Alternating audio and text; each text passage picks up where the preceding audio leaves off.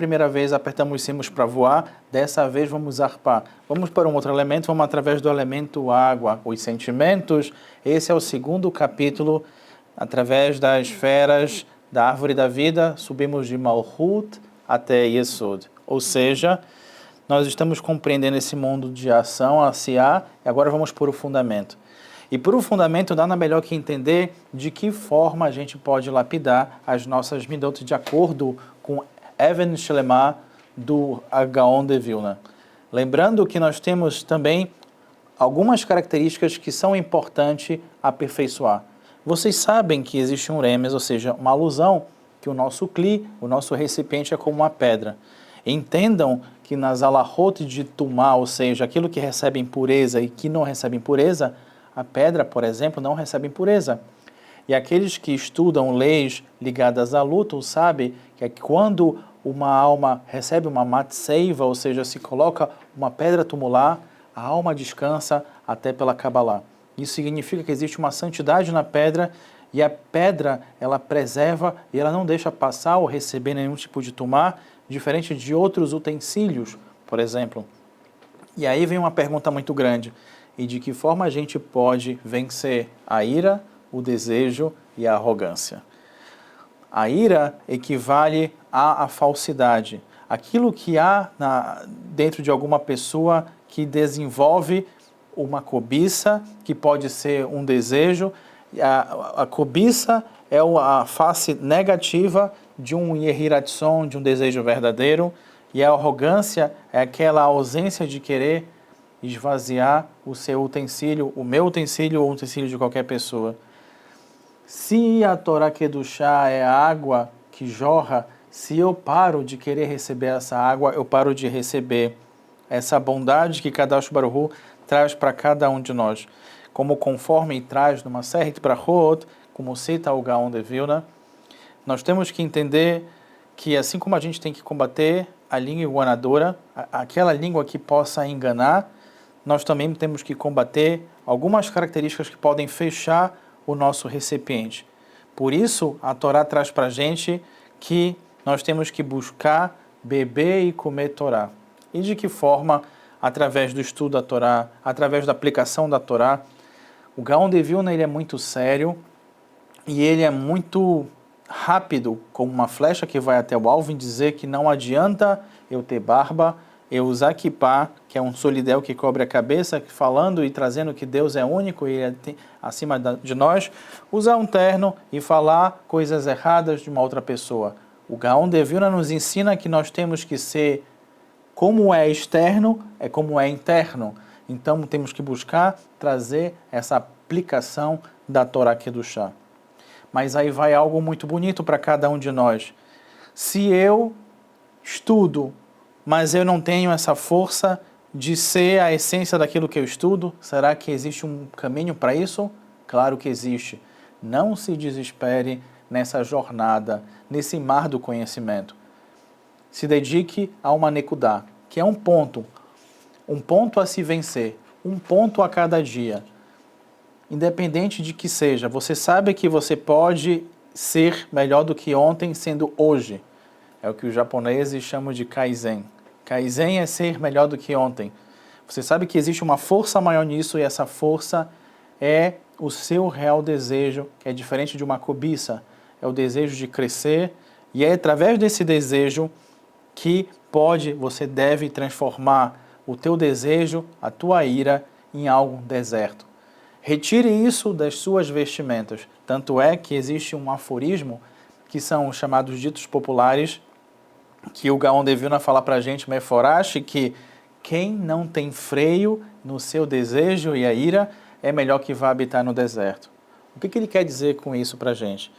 Que a pessoa que não consegue retirar ou se esvaziar, ele tem que procurar um lugar onde ele possa fazer isso. Ele tem que mudar a sua característica, a sua percepção, e ele tem que sair do que pode ser um preenchimento de algo natural para um deserto. Ele passar por esse processo natural e espiritual de crescer em relação aos atributos.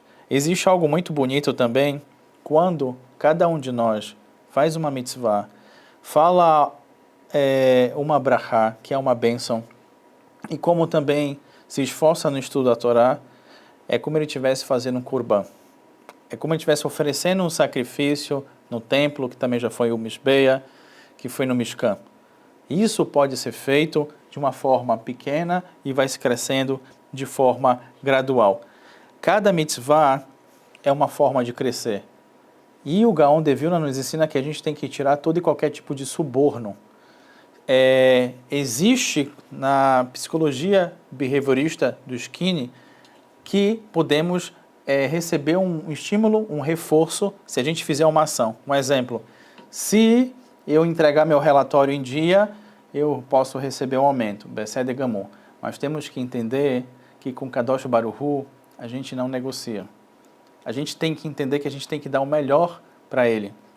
Mesmo que a gente erre agora, a gente tem que dar o melhor. Eu não sei se eu estou preparado para a prova. Não tenha medo, vai fazer a prova. Não sei se eu vou tirar uma boa nota, mas você está lá na prova. Lembre-se que o vencedor de uma corrida não é aquele que recebe uma medalha, é aquele que está na corrida. É aquele que sai de casa, aonde ele estiver, ele vai rumo àquilo que ele deseja. Aquilo que faz os seus olhos brilharem. E aquilo que deve fazer os seus olhos brilharem é aquilo que nós devemos levar e ser como a doçura, como o mel, como traz. E de Israel é a terra que emana leite e mel. Esse leite, essa doçura que vem através do refinamento das nossas características tão especiais. Eu tenho um amigo muito especial que ele se chama Shimon Franco, meu amigo Hassid, professor de Jiu-Jitsu, e ele traz para mim essa importância de ter o contato com o tzadik. Certa vez, ele estava em dúvida se ele deveria fazer algo. Então, ele foi querer consultar um tzadik. Então, quando ele foi com outro rabino, o rabino Moshe Abravanel, de Jerusalém, ele chegou e o rabino Kanievski, Zeher Tzadik Livrahá, chamou ele, pediu para ele pegar um livro, abriu uma alahá específica e ele falou por que ele deveria deixar a barba, por que ele não deveria tirar a barba. O querido Franco, o Shimon Franco ficou muito tocado, porque ele não falou o que ele queria e mesmo assim o rabino já estava conectado com ele.